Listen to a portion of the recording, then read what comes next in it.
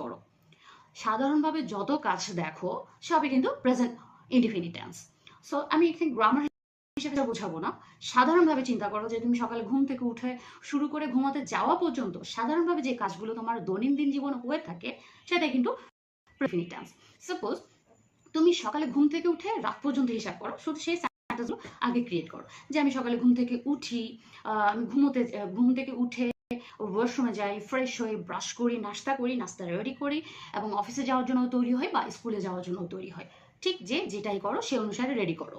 করি সে কাজটি করে, তারা কাজটি করে, আমি রান্না করি সে রান্না করে, তারা রান্না করে, এইভাবে এভাবে তুমি মিনিমাম 10টা সেন্টেন্স ক্রিয়েট করো। 10টা সেন্টেন্স থেকে আরো প্রোনাউন অ্যাড করে করে তুমি আরো সেন্টেন্স ক্রিয়েট করো। এখানে আমি কিছু সেন্টেন্স দিয়ে দিব, সেই ক্লাস বিষয়টা তুমি বুঝে তুমি নিজের মতো করে আরো কিছু সেন্টেন্স ক্রিয়েট করবে এবং বলবে।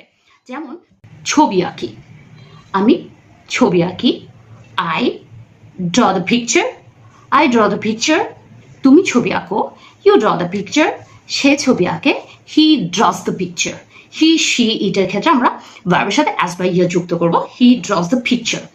এবং আমি যদি সেন্টেন্সটাকে চেঞ্জ করে দিই যে আমি বই পড়ি, I read book, you read the book, he reads the book, they read the book, we read the book, we read the book.